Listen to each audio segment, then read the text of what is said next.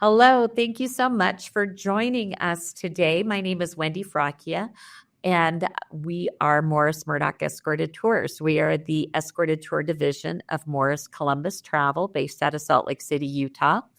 We're grateful that you're here on our YouTube page, and we are excited to share with you today a presentation with some good friends, Reid Robison and Bruce Newbold, who I'll have them introduce themselves in a moment, about a great fall cruise that we are offering this year, October 10th through the 19th, out of Boston. It's a 7-night Royal Caribbean cruise.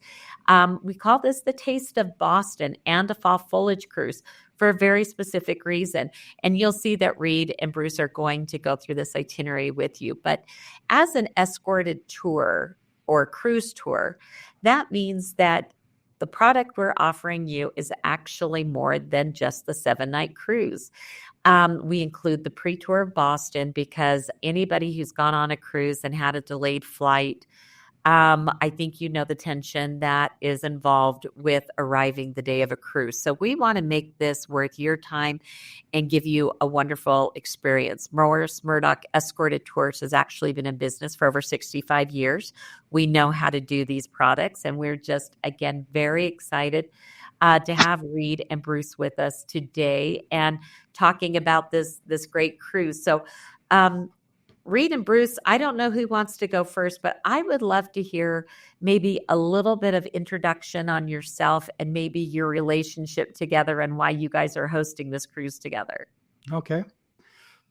Well, I'll start out. My name is Reid Robison, as Wendy said, and I'm delighted to be here with my friend Bruce Newbold. Together, a year ago, November, we took about 125 people to the Caribbean on a tour to tour the West Indies mission. It was a place that I was very familiar with because my wife and I had served there for 3 years a number of years ago.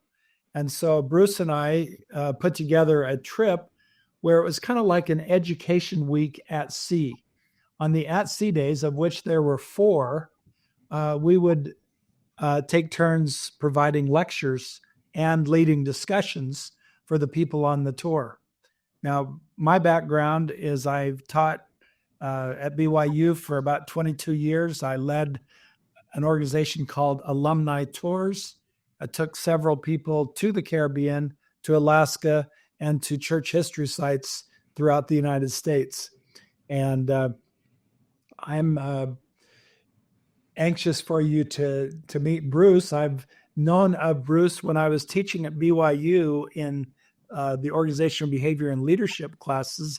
I saw this star in this presentation I would make on the book Crucial Conversations, and they would have a man act in there as how you should be a great leader, and that was Bruce. And so that was my first exposure to Bruce, where he's this very well-known actor in the circles out here in Utah. And I was really glad to get to know him. Together, we led a tour in the British Isles and a church history tour. And that's where we got to know each other before we did the trip to the West Indies. So Bruce, it's all yours. Oh, thank you, Reid. Yeah, I have to smile because I know he's talking about some presentation we did on the book Crucial Conversations, but I think I also showed how those conversations were not supposed to go. And so there was a lot of a comedy element in that as well. But I didn't want to say that part. You know what? I would fit in just perfect with that one. So I'm kind of liking the direction this is going. Well, I did Penn State and BYU, finishing an MFA in performance. And then I went to LA. And I worked there as an actor and a writer for about 17 years. And then my wife and I moved back up into the Salt Lake area, Utah here. And since then, I've been continuing to produce media. And over the last couple of years, kind of got involved in some travel and met Reid. And Reid was always, to me, the real organizer. It was easy for me to stand up and do a presentation because that's my background as an actor. But Reid was the one who knew the administrative side. So it's been a real joy to work with Reid and now to work with Wendy too. getting to know Wendy. So we are honored to be a part of this wonderful Taste of Boston and Fall Foliage cruise, and we want to be able to share some of those details with you. I think that sounds fabulous. I love your connection together, and I can tell that you are both wonderful presenters, and I just enjoyed getting to know you both so much. So, let's go ahead and take a look at the trip. That's what we're here for. Okay, this is what you're not going to see in Boston, unfortunately. Now, to me, being able to see a chocolate factory, actually the oldest chocolate company in the U.S., or to see Fenway Park, that's something I would like to do. But unless Boston is in the World Series in mid-October, there's going to be no baseball in Boston. So I'm sorry, we'll bypass that slide pretty quickly. Well, Bruce, tell them why you put that slide in there.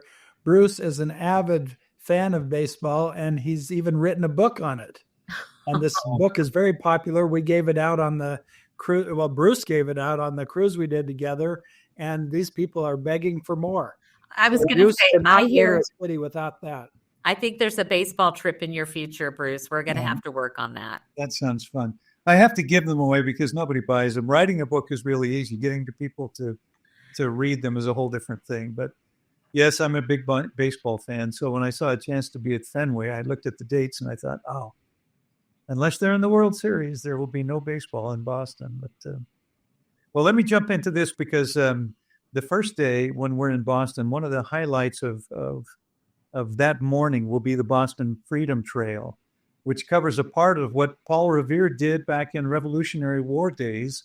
It's a 2.5-mile trail that follows, as I mentioned, a portion of his ride through Boston, commemorating the warning to the citizens about the coming of the British soldiers during that time of conflict. So if you remember the 1F by land, 2F by sea, you see the chapel back behind that statue. That's the old North Chapel, the old North Church, where the lights were hung up in the belfry there for that moment in our nation's history. On this Freedom Trail, there are also a lot of other things to see. There's another shot of the old North Church. As you go through this process in Boston, at the very end of this Freedom Trail, we'll have a chance to see the USS Constitution. Now, years ago, I kind of thought, well, what is the USS Constitution? I had no idea really what it was all about, but it was actually built back in 1796. It was launched in 1797. So I thought, well, wait a minute, that's after Revolutionary War then. What was the purpose of this? And the purpose was the United States is a fledgling little nation, and we have no respect on the high seas. And so we think that everyone's going to respect us as we go into through the Strait of Gibraltar and into North Africa, and we find that our ships are captured, our men are imprisoned or killed. And so the United States builds 3 ships, one in Boston, one in Philadelphia, and one in Baltimore, Philadelphia, and Boston. And this was the one that was built in Boston. We'll have a chance to go on to this. It's still in running condition, so we'll have a chance to take a look at that. And so it's a step back into history. It'll be a delightful experience as we spend the morning there in Boston. You know, what I was going to throw into this is just an extra little fun piece of trivia, not trivia, but next year, 2026, is actually let's see if I can say it correctly, the semi-cinquentennial, the 250th anniversary of the signing of the Constitution. And so that is next year is going to be a very big Americana year. And what a great way to kick it off is seeing these sites in Boston. Mm-hmm. How do you even say Boston without saying Boston? Do you think we'll learn about the Boston Tea Party while we're there, Bruce? I bet we will. Will they have tea for us to throw off? We'll have to dig into the history there and share as much as we can. Time that we have. There we go. To finalize Boston, we will have lunch at the Quincy Market. Some people say, well, is this named after John Quincy Adams? No, it is named after Josiah Quincy, who was the mayor of Boston back at the time. So you see the building in the back there that says Quincy Market. This is the small little piece there is the interior of that building where they have markets and so forth. And so it should be a fun little place to stop at lunch. Some of the other things in Boston that are just really fun to look at. The nation's oldest park is Boston Commons. The first time I was in Boston, I loved the cemeteries. I just loved looking back on, look at all those headstones. I mean, they're from the late 1700s, early 1700s. Those are all lives that have come and gone. So that history is just incredible to me. I love to think of those moments in our history of people living their lives and now they're gone. And there's that little marker in a graveyard that designates that life. So I'd love that kind of history. Very, very cool. It's like cemeteries are sacred, doesn't? And when you get into some that are that old, you just can't help but think about those patriots who are there, right? Exactly. Yep. Okay, Reid. Okay. There are often a lot of questions about embarkation day and when we should be there and how it all works. And so I just thought I would run through very quickly with you how embarkation works on cruises these days. First of all, you'll get an assigned boarding time a couple of weeks before the trip actually starts. And they do this to kind of separate out the crowd so that there aren't long lines when you show up. But they're very good at taking you when you come. But I would recommend trying to stay close to the time that they tell you to come board. Once you board, the first thing they're going to be very anxious about is the safety lecture. Now, these days, you can watch the safety lecture by watching a little video on your phone or on your TV. And then you go to what they call a muster point, which is a gathering place. And when you get to that gathering place, they just check you off as having been there, and they assume you know how to operate the life jackets. So it's not like the old days where they make everybody on the ship line up at the same time and go through some drill. But you do have quite a bit of time, free time, once you get on the ship. You can generally take your carry-on luggage to your room and set it in there, but they need you to stay out of the room until they put the finishing touches on. And then they'll tell you when the room is accessible. So what we have elected to do is work with the ship to get a room where we can meet all of you at the same time, and you can meet each other. And then for those who are interested, because this is Sunday, we will have a brief come follow me discussion for those who want to do something of that order on the Sabbath. But after that, and that'll be at 4:00. After that, we get you back to your room by 5 so that you can get ready for dining, which we hope is at 6 p.m. because most people like early dining. And then the entertainment generally follows the 6 p.m. dining. Do you know if that's what we're arranged for, Wendy? I'm not exactly sure. Nowadays, there's so many options on dining between, early dining, late dining, my time dining, and some other options. So I believe the group typically is scheduled for early dining. So I would anticipate that. And we work with the ship to try and get us in the same area of the restaurant so that you can get to know each other and switch tables, if you will, to get to know everyone who's part of our group. So anyway, that's kind of the general order of things for the day of embarkation, which is that Sunday, October 12th. Now, our first stop will be the next day in St. John, New Brunswick. The thing that I wanted to mention about a fall foliage tour to start with is the fact that going to Eastern Canada, and we raised our family in Eastern Canada, it was in Toronto, but it's an opportunity to experience one of the most vibrant and picturesque seasons of the year in one of the most beautiful regions of the world. Whether you're drawn to nature or to culture or simply enjoying the atmosphere of the season, Eastern Canada is stunning, and you'll love that. But it's a place that has some wonders of the world that are just downright incredible as well. For example, we will be seeing certainly the Bay of Fundy, and this is where the highest tides are in the world. Think of a tide that's 50 feet tall, a tide that is like a 5-story building. There's a walkway that you can walk over where you see those people there in the picture. That's a glass bottom walkway where they can see down in the Bay of Fundy there. That's a fun picture. Both of those are. Mm-hmm. Do you want to do the next slide there, Bruce? There you go. Okay. And this is that wonder that I was referring to. It's called reversing falls. 2 times a day, the tide reverses and the falls reverse. And it's just incredible how that works. It's worth the trip just to see that. And so we're going to amazing be experiencing that as well.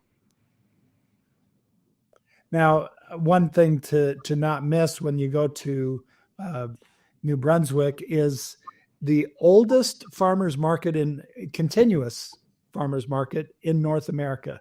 And so that's definitely a stop to get exposed to Canadian culture and to see that wonderful site there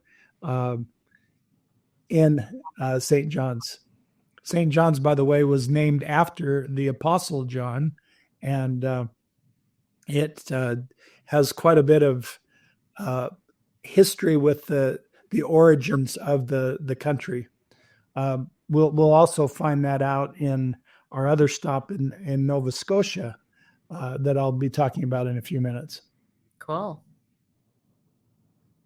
Now, the next day is an at-sea day, and Bruce and I are still honing in on what our topics are. Bruce, as we said, is this well-known LDS actor, and he has a fascinating presentation on what it's like behind the scenes. I don't know if that's what it'll end up at, but before he tells you where he's leaning, I just wanted to say that one of the things that we wanted to talk about is telling you what it's like raising a family in Canada. We moved there in 1982, moved back to the U.S. in 1998, and we'll be talking about Canadian culture and the history of Canada and why it's such a great place to raise a family. I remember when I was sent up there to open up the O.C. Tanner Company for Canada, they took the idea to their board of directors, and one member of the board was a man by the name of N. Eldon Tanner, who was in the first presidency of the LDS Church. And he said, Toronto is the gemstone of North America. And we found that the Canadians are such a peaceful, loving type people that I'm excited for you to get to meet them as you tour through Eastern Canada. I like that you introduce those topics, because even if they do change by the time you actually cruise, now they know what to ask you about at dinner. That's right. And by the time you come home, you'll be talking like a Canadian with a little bit of in the back of your throat, huh? We say A. And a boot. We'll talk all about that. We'll check our schedules and get that done. So those topics are subject to change, but we will have that personal instruction moment there on that at-sea day. So, okay, moving on to the next location, which is Halifax, Nova Scotia. And of course, Nova Scotia means New Scotland. So the climate, I guess, must be, at least what I've seen is very similar. And I think probably the people said, wow, this is just like Scotland. Let's just call it New Scotland. Very original. Peggy's Cove is a beautiful place that's part of this. We'll have to check the excursions to see if we can get around to Peggy's Cove, because Halifax is around the corner geographically from it. and within this little port is both a place called Dartmouth and a place called Halifax. A little bit of history behind that. You see the cemetery there. This was the closest port to the Titanic disaster. And so as they went and gathered bodies, those bodies that were not identified or shipped back to the United States or wherever the families were buried here in Halifax. And so not only is there a Titanic cemetery, there's also a Titanic museum. I'll show you that on the next slide. One thing I found fascinating is you see the bridge up here. This is the one that connects both Halifax and Dartmouth. And where Dartmouth is, there used to be a little community called Richmond. In 1917, this was the location of what they've labeled the largest human-made explosion before the atomic bomb. These were two ships that collided here in this bay. It was a French cargo ship and a Norwegian vessel. And it just happened that one of those ships was carrying barrels of benzol.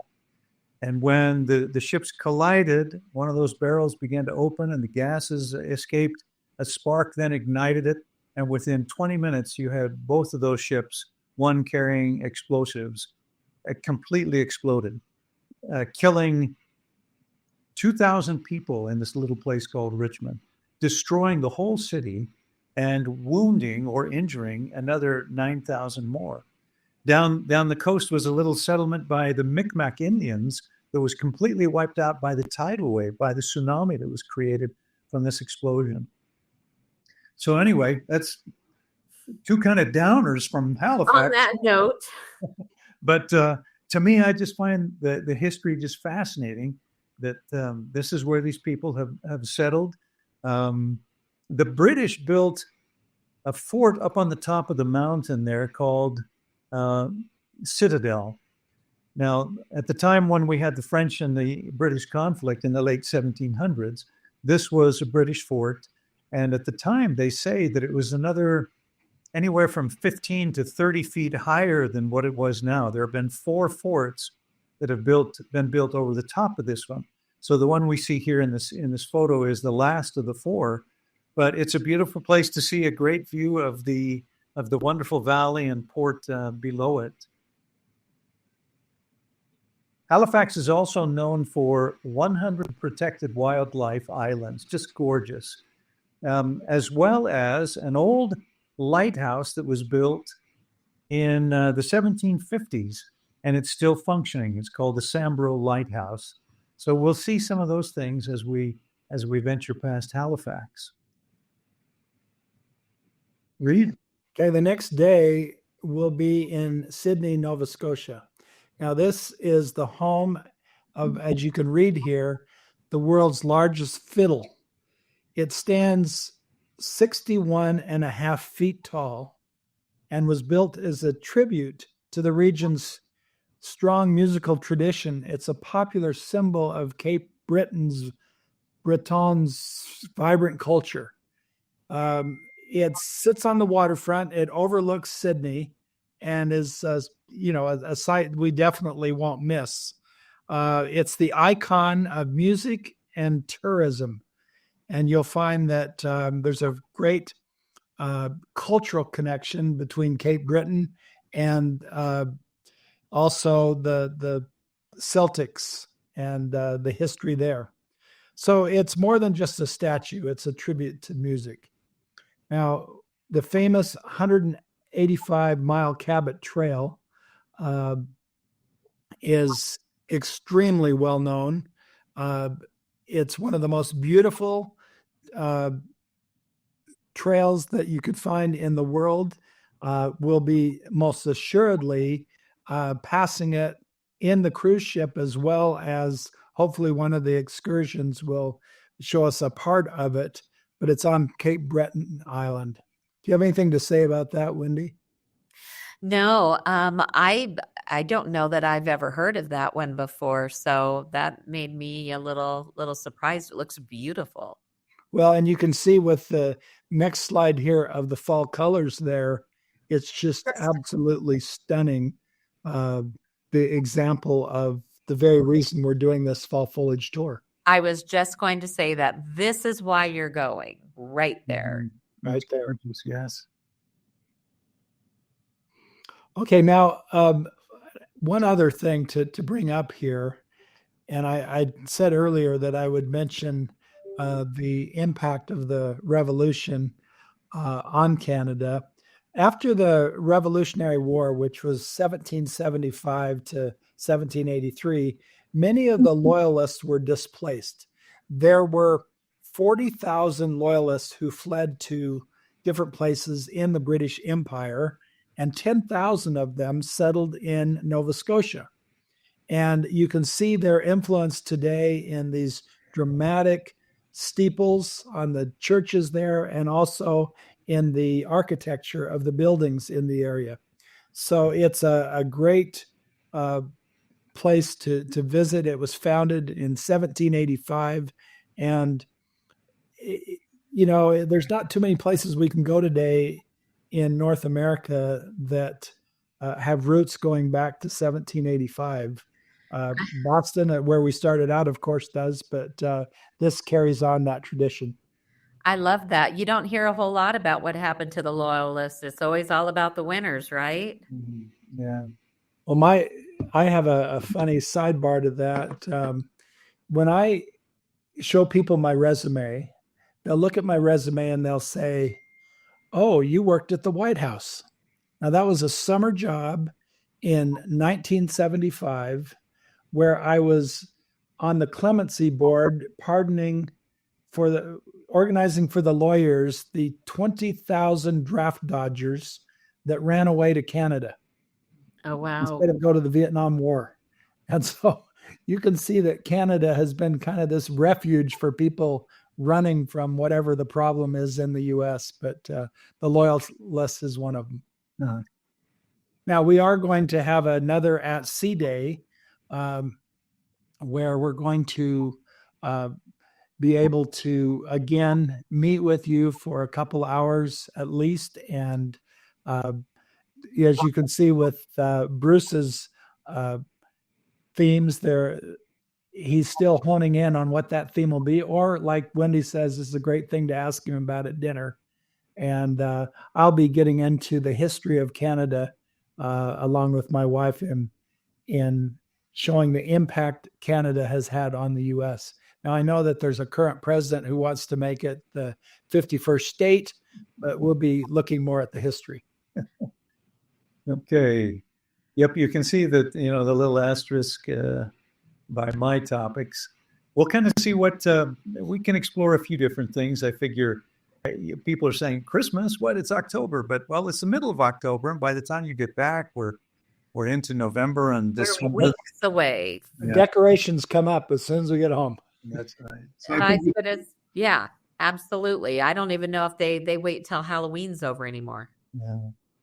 I think in my time in Israel, I just had opportunities to kind of really study Bethlehem and look at our traditions versus the reality of that landscape and geography, and so I kind of learned some things that I thought, wow, maybe Christmas was not like what we're celebrating. So anyway, I'd like to dig into some of those. Or Bruce, why don't you give them the little example of a fun language that you've been studying? Oh, okay. Well, I'm not too good on the Beowulf one. The Beowulf back in 1080 AD. I'll have to review that. But once we get into the 1500s, then we get into Chaucer, which is Quandat abrili with a sure sota, the drocht of March at Perse to the Rota, and other every vignon switch liqueur, of which virtue engendered is the floor, quan zephyrus ec with his sweat breath, and so on. All of that is English. That's how our ancestors spoke English. That was Middle English. And so once we get into Shakespeare and the King James translation of the Bible, we leave that period and we come into a different language that we are a little more familiar with now. So I love to follow the history of where we went from 1000 AD to 1500 AD to where we are now, even in the time of the Revolutionary War and the Declaration of Independence. that language was a little different, and they were still trying to figure out how to set the rules and grammar and so on and so forth, spelling. Now, you know that Nova Scotia has officially 2 different languages that are required. The country is bilingual, but Nova Scotia does have the language of heaven as well as the English language that you're talking about. And that, of course, is French. And Reid is fluent in French, so if we run into people who say we don't speak English, then Reid is there to help. Speaking French. I've never heard of it called the language of heaven, though. So that's a new term to me. I'll have to ask somebody about that. See, I think that was Spanish too. So. Ask a Spanish person. Well, and then we head back down the coast, back to the United States, and we get to Portland, Maine. Portland was established. Let me give you some background on it. There was a Portuguese explorer that went up and down the coastline way back in the 1600s. His name was Esteban Gomez. Now, speaking Portuguese, the Esteban may be a little different, but basically Stephen Gomez. When he passed by this area, he named it La Bahía de Cascos.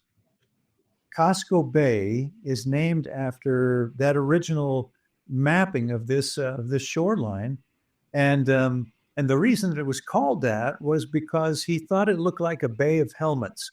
All the little islands that they had up there along Portland kind of looked like these little forested helmets. So Casco means helmet, so he called it the Bay of Helmets, Bahía de Cascos. They look like hockey helmets. Or pucks, huh? That's right. It is also known for the Calendar Islands. Now, the people call them the Calendar Islands because when they first explored that area, they thought there was over 300 islands. And I don't know the exact count on it, but they've all counted over 200 some odd. But we'll have to find out when we go past there how they go about naming each one of these and how they use them. But anyway, that's a little bit in connection with Portland. It was used in World War II as a great place for anchorage and also for the construction of ships as well. Oh. Here's an aerial view of that little L coming out of the mainland there that houses Portland. You'll see the beautiful wharfs there, old lighthouses. So there are picturesque parts of the city that, especially in what they call Old Port, which still retain that late 1700s, early 1800s feel. I guess the question you need to ask is, what is in Portland that we might discover? Well, obviously, I'm looking forward to the seafood. Now, my wife, to me, makes the best clam chowder in the world, but I'm really interested in tasting what the clam chowder is like in Portland. Just a piece of history. This was the birthplace of Prohibition, but it now has more microbreweries per capita than any other place in the nation. So that's funny. So if anyone is interested in that, well, there's got to be some tasting to be done there. It's famous for its lighthouses, which we saw here in the previous pictures. It's famous for what they call farm-to-table cuisine, anyway. Lobsters, hiking. It's a nature lover's paradise. And again, this is what we hope to see as we go through there. Especially in the autumn when we will be there. This is why we are going. We'll save the best for last. Doesn't get prettier than that. That says a lot. So that is where we end up, and then we have to get back down to Boston. Reid, any comments? Okay, embarkation day. They try to have you all off the ship no later than 9 o'clock. You can leave as early as even 7. I wouldn't schedule a flight before noon just to be on the safe side. Absolutely. But that kind of wraps up the travel. There will help you find the best ways to get from the port to the airport. And that will be the end of a fabulous, fun-filled trip that we'll enjoy with you. My goodness, that looks so amazing. You know, the Fall Foliage Cruise has actually been something that we have done successfully for the last many years because, again, you want to go during this spectacular time of color. And whether you're early or late or right on the nose to the party of those fall colors, it's still a remarkable scene. Whether it's those iconic bays that you're going to be going to, seeing those tides. A couple of the pictures I couldn't help but, being a Anna Green Gables fan, I know we're not that same area, but there was enough there to kind of tug at my heart. And and the lighthouses. I think lighthouses are so iconic to so many people. But those are the kind of things: the seafood, the lighthouse, the colors, the people. Group cruising. There's a reason why people still go in groups on a cruise. No, you don't have to be with a group to have a great time. But having this camaraderie and the leadership and opportunities that we give you, discounts and otherwise on groups. I know that many people really have become they won't go on a cruise unless they're with a group for all those convenience reasons. Again, we have been doing escorted group travel for 65 years. We've really have got a fantastic program that we've got put together for you. This year we really keep saying that we're the best. We've got the greatest leaders. We've got great tour managers. We can help with flights. We really feel that we put together the best value, both in the cost of the trip and the additional services that we offer. So really hope that you enjoyed this presentation. Reid, Bruce, I can't thank you enough for putting the presentation together and spending some time working on these fabulous either presentations or dinner conversations. Mm-hmm. I'm sure there's going to be plenty of them. I just really think that this looks like an amazing trip. Again, the cruise is with Royal Caribbean, who is one of our favorite partners. And we just know it's going to be a fabulous experience. So thank you again for being here. Our information is on the website. We would love for you to take a look, book at cabins, why best cabins are available. And again, Bruce and Reid, thank you again for your time. Thank you for viewing. And we until we have an opportunity to travel with you, we say safe travels, and until we see you on tour. So thank you so much. Yep, Bruce. Thanks, Wendy. Thanks, Reid. Hope to see you there. Take care. It'll be fabulous. Thank you again. Goodbye. Bye.